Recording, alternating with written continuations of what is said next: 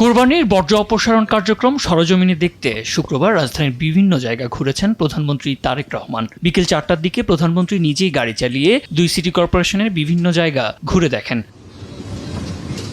প্রধানমন্ত্রীর উপপ্রেস সচিব জাহিদুল ইসলাম রনি জানান, প্রধানমন্ত্রীর গাড়ি কমলাপুর স্টেডিয়াম, সায়দাবাদ বাসস্ট্যান্ড, যাত্রাবাড়ি, ধোলাইখাল, মহাখালী সহ বিভিন্ন জায়গা ঘুরে দেখেন। এ সময় রাজধানীর বিভিন্ন স্থানে কোরবানি ঈদের বর্জ্যসহ পূর্বের জমে থাকা ময়লা রাস্তায় থাকায় উত্তর সিটি কর্পোরেশনের আঞ্চলিক নির্বাহী কর্মকর্তা সাদেকুর রহমান ও ঢাকা দক্ষিণ সিটি কর্পোরেশনের আঞ্চলিক নির্বাহী কর্মকর্তা কাজী সালেহ মুস্তানজিরের বিরুদ্ধে দায়িত্ব অবহেলার কারণে বিভাগীয় ব্যবস্থা গ্রহণের নির্দেশ দেন প্রধানমন্ত্রী।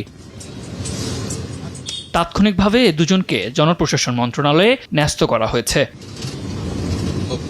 সাদ আহমেদ, দেশ টিভি, ঢাকা।